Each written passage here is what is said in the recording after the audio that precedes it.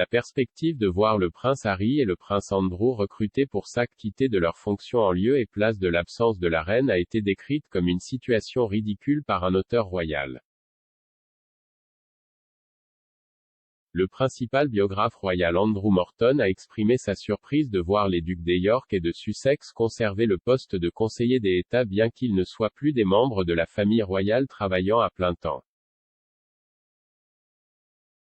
L'auteur de la biographie récemment publiée, The Queen, a déclaré à Express.co.uk, « La seule chose qui me surprend beaucoup, c'est que le prince Harry et le prince Andrew, en tant que membres de la famille royale sans travail, ne sont pas autorisés sur le balcon pour le Queen's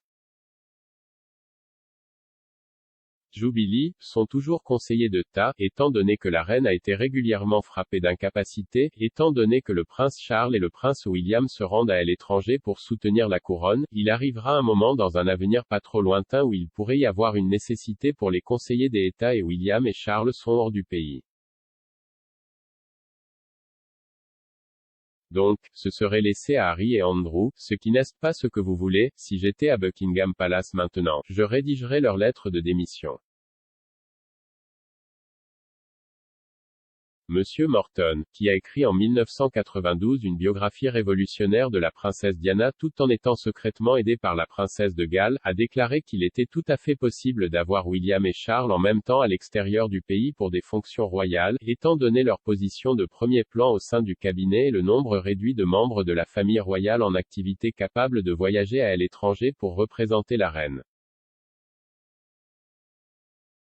Un scénario similaire, a-t-il dit, déclencherait actuellement la rédaction des deux autres conseillers des États si la reine était incapable d'exercer ses fonctions officielles. Ceci, a déclaré M. Morton, serait juste une situation ridicule, selon la règle établie dans la loi de 1937 sur la régence, 2 conseillers ou plus interviennent lorsque le monarque ne peut pas assumer temporairement ses fonctions en raison d'une maladie ou d'une absence à l'étranger. Ces représentants du souverain sont nommés par lettre patente pour agir à la place de Sa Majesté. Selon la loi, sont nommés conseillers l'épouse du souverain et les 4 personnes suivantes dans l'ordre de succession au trône âgées de plus de 21 ans. Alors que les membres de la famille royale peuvent être conseillers quel que soit leur statut au sein du cabinet, pour être éligibles au poste, ils doivent être domiciliés au Royaume-Uni et ne pas être disqualifiés pour devenir monarque. Cela signifie que les conseillers des États actuels sont le prince Charles, le prince William, le prince Harry et le prince Andrew. Le duc de Sussex, 6e en ligne, a cessé d'être un membre actif du cabinet fin mars 2020, quelques jours seulement avant de déménager avec sa famille en Californie. Alors que lui et son épouse Meghan, duchesse de Sussex, ont établi leur nouvelle vie aux États-Unis, le duc est toujours conseiller car il n'aurait pas perdu son domicile au Royaume-Uni car il aurait renouvelé son bail pour Frogmore Cottage, le résidence officielle des Sussex en Grande-Bretagne, en mars.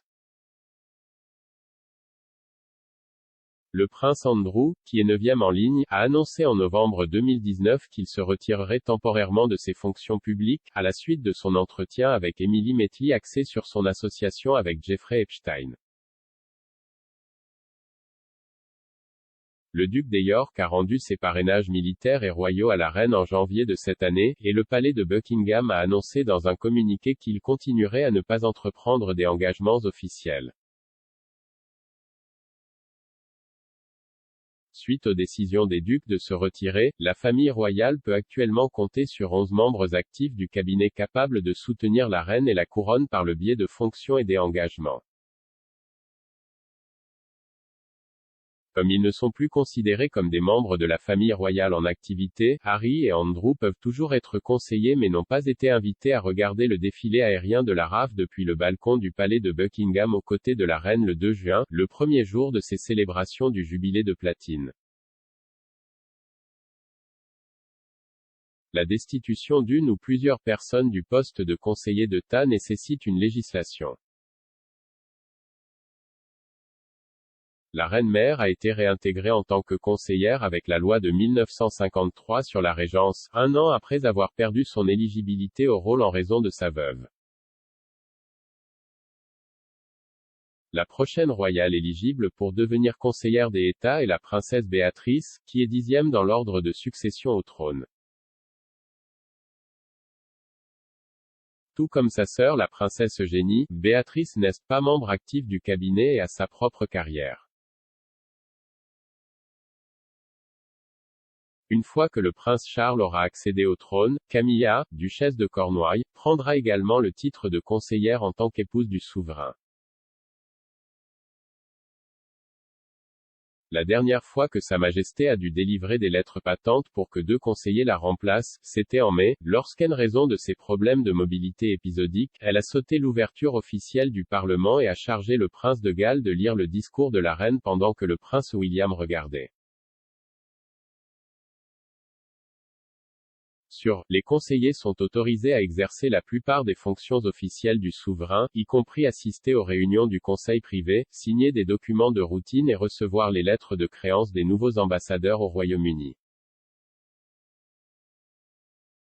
Parmi les principales fonctions constitutionnelles qui ne peuvent être déléguées à ces détenteurs de titres figurent les questions du Commonwealth, la création de pairs et la nomination d'un Premier ministre.